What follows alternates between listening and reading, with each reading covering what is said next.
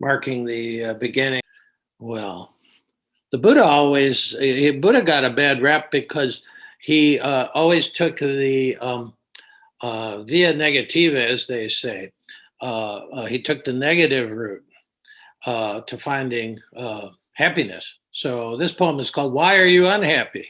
It goes like this: well, why are you unhappy? Why can't you enter the gateless gate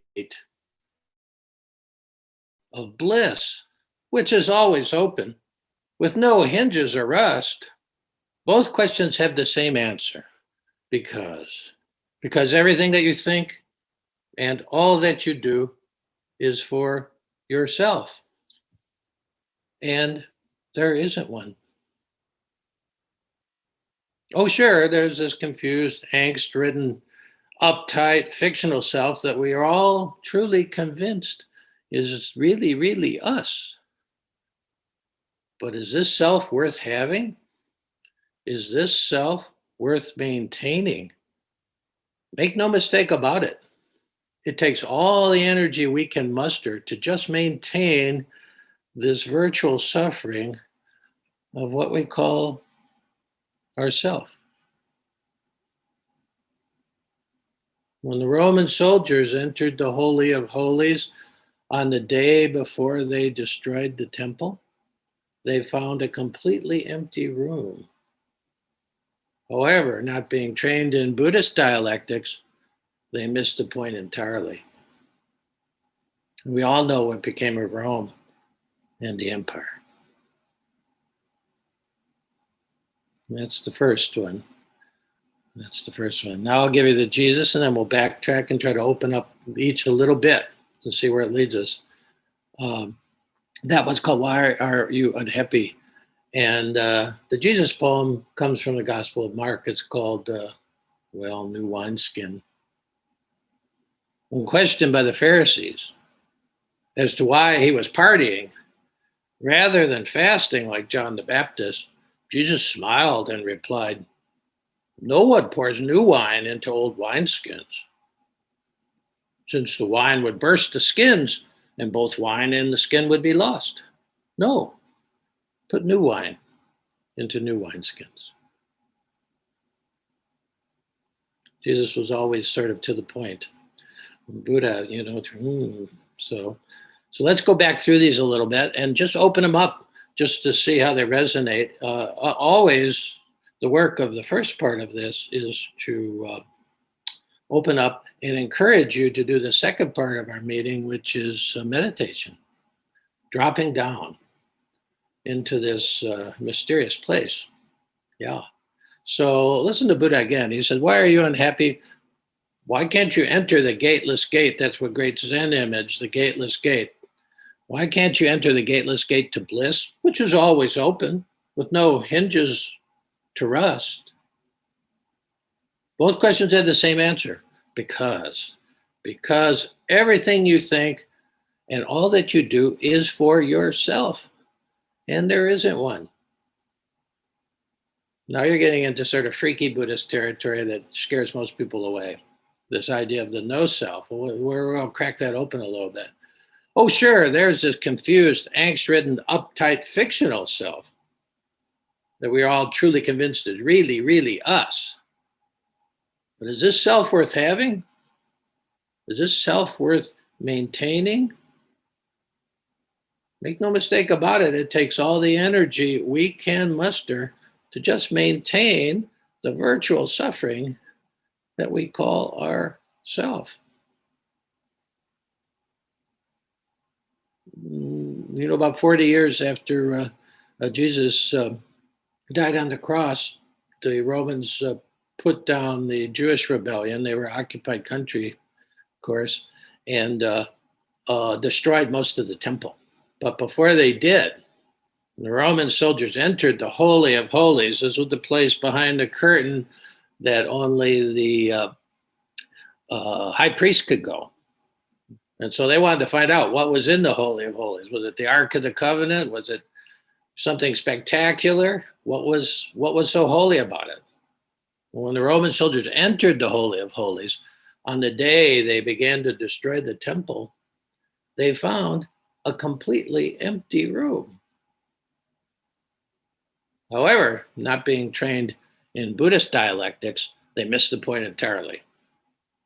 And we all know what became of Rome and the empire. Now, this is very interesting. So when you get down to this, the core, and it needs a little decoding, because you got to realize 2,500 years ago, Buddha made this great, astonishing experiment and got the results. And he spoke Hindi, and then they wrote it in the sacred language on leaves. They wrote his talks on leaves, and then they tied them together with yarn. That's why they're called sutras, because it's like suturing. They were tying it together just like a suture. It's the same word. So that his teachings are called the sutras, but he never wrote anything, and he kept teaching about this thing. He kept teaching about this thing. Is this self that suffers so much, is it worth maintaining? Now, so and then in the Holy of Holies, they found emptiness. So here's the key between these two, and that leads us to Jesus. The separate self is the fiction. Not that we don't exist. Of course we exist. But when they talk about no self, they really mean you have no separate self. Your real reality is totally empty of any possibility of separateness. That's what the Buddhists really mean when they talk about no self. I wish they would spell it out a little bit more, but so I'm spelling it out now. I mean, you have no possibility, it's empty of the possibility of being separate from all this, from this talk, from where you are. Nothing is separate from anything. It's the separate self sense that we have, that I'm here and you're there, that causes us to suffer. And boy, we could go into this, but I really wanted to put the two of these guys together to make a real cocktail for today's sit. So this idea, what if we stop maintaining this illusion? Einstein called it the optical illusion of the sense that we could be separate from everything else. He said it was optical delusion, optical delusion, he said. He was right. The Buddha said the same thing. So once you drop that, you're dropping basically trauma. To be, confined in this bag of skin and bones, and to be separate from everything else is the initial trauma. Think about that. Well, the Romans, when we want to find the Holy of Holies, it was empty. Buddhists would have understood it. When the Buddhists came to do retreats at Gethsemane for 12 years, we had the Christian retreat. The Zen guys, they understood the Abbey maybe better than some of the monks, because if you've ever been into the Abbey of Gethsemane, it's a big empty space, 3 stories tall, very spare. They were very comfortable in it. I actually had one woman who came there on a retreat and she got ill because there wasn't enough color there. She didn't know why she was ill. She found out later, but it's emptiness. You meet the Holy One. You'll meet the mystery when we drop down in a few minutes to meet and be met. Whatever is at our deepest point, we have to leave everything else behind. It's the emptiness. So now Jesus knew that. See, Jesus was in an occupied country, occupied by the Roman Empire, and then ruled by the Jewish temple state. So you had 2 different wineskins there that, people were saying, and so the Pharisees were dogging him, saying, he was there eating with tax collectors, sinners, drinking wine, partying, it was about a party. All the feasts in all the Gospels, especially the Gospels of Luke, feast after feast after feast. You invite people to feast, they don't come. Got to take my ox out of the ditch, all this. Everybody's refusing the feast. He's inviting people to the feast. I came to bring you life and bring it to you in abundance, he said. The opposite. He probably followed John the Baptist, but he had a totally different wineskin here, see. totally different experience that he was feeling. The abundance, the richness of being connected to the Holy One all the time. And the problem is you can't put that experience.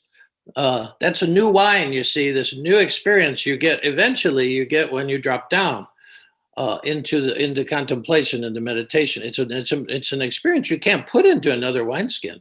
And back then, if you had new wine and you put it into an old wineskin, it would interact with the microbes in the old wineskin and it would bloat up and probably burst. You just cannot put a new experience into an old framework, you see. So Jesus said, when questioned by the Pharisees as to why he was partying rather than fasting, like John the Baptist, Jesus smiled and replied, no one pours new wine into old wineskins, since the wine would burst the skins and both the wine and the skins would be lost. No, put new wine into new wineskins. Yeah. He was very smart. And he was talking about, in a very Jesus way, a couple of images, the problem we face, because you cannot put the self that starts to come out of meditation back into your old life. We have this idea we want to get back to normal. Jesus wouldn't buy that. We're not going to go back into the same old wineskin. If we try, it won't work. See, and especially when you decide to go on this path of meditation. And I could talk about the same way. We're talking personally for your own spiritual journey, my own spiritual journey. Once you go in there and have enough experience, you get a different kind of wine and you cannot put it back into your old life. Something's got to give here. And you have to actually get a new wineskin. It changes your life. Otherwise, it doesn't work. Can't put it into the old life. I think that's why the ego is so big to resist this whole enterprise, you see, because it knows it's going to change you. See, and that's what we're doing. We're not doing it to it's not a self-improvement project. It's an oxymoron, a self-improvement project, because the whole idea is you're leaving the kind of neurotic self behind when you take this dive. Sure, it grabs you and pulls you out back and forth, and in 20 minutes, you're, sometimes like a ping pong ball. It doesn't matter. Every time you drop in, even for a millisecond, into that place where you're empty of self and totally open to the abundance, it's changing you. You may not notice it during the time of sitting. For everybody from Suzuki, who I started with, to Thomas Keating, who I value quite a bit, what he taught me, they all say the same thing. You won't see it at the time of the sitting. You'll see it. Your life will change if you let it. If you're open for having a new wineskin. We've got to do that on a political level, on a social level, and we're reticent to do that, which is why we get stuck in the same thing. And we've got new wine to deal with on a social level. We've never had a wine like this. We've never had a young generation growing up thinking they might be the last generation. I grew up in Leave It to Beaverland. We didn't think about that kind of stuff. But you got young kids now who are protesting every Friday because they know we're going off a cliff climate-wise, environmental-wise, planetary-wise. And it's totally new wine. You cannot put it back in that old wineskin of it's not serving. We've got millions of people facing either hunger or eviction, and we're just, old wineskin. Won't work. And that's all over the world. All over the world. The old authoritarian wineskin won't work. So especially when you're on this path, which truth in advertising, if you show up, you're on this path. There'd be no other reason for being here. You're going into new territory every time. To come to, the way of meditation is the way of mystery of unknowing. John of the Cross put it back best. He said, to come to the knowledge you have not, you must go by the way that you know not. That's the whole thing in a nutshell. To come to the knowledge that you have not. And that would be the knowledge of really who you are. Jung called that the wholeness. That means all of it, all the dark stuff, all the light stuff. To know it all, to hold it all, is to be whole. And the psyche, the entire psyche, the soul is driven to that. That's why you're here, whether you know it or not, because this is the territory that's heading that way. And it means, some tough sledding sometimes, because we all have old wiring in us that was helping us to get through childhood, but then we're still using it the same way we survived in our family, same way we got mom to smile at us and dad to, for my dad, to just not, we had a little strategy there, and it obviously worked. Here you are, but that strategy is still working. These are that old wiring, that old wineskin, and it doesn't make for the new life that we're constantly being offered. So when we drop down into that place we know not, and we meet face to face this ultimate force for goodness, that's how the wiring changes. The only way. You can read the Enneagram books all you want. Not going to change you. Could show you, but it can't change you. You've got to have some contact with that thing that's much more powerful than the ego. The ego is pretty powerful. Mine is anyway. Most of these guys on the wall that you're looking at, Merton and the Dalai Lama, when you looked at my altar, and Pema, they're very strong egos, but they're in touch with something stronger, and that's where we're going. So both these poems will be in the Monday morning musing tomorrow, so you can take a look at them if you want to. Really, there's a lot more. You could go into both of them a lot more, but we're sort of time constrained here. So that's our blast off material. So let's go into meditation mode now, and just take all that down with you, or leave it all behind. Either way, it's your soul, your heart heard something there, and that you can take down. There's something that resonated with it in the 20 minutes. That's all fine. You don't have to leave that behind. You can take down. You don't want to think about it. You just take it down with you. And we're having this meeting now with something. Okay? And I'll just sort of talk you down to it. And then when we come out, we'll have a good conversation. So inspiration, meditation, conversation here.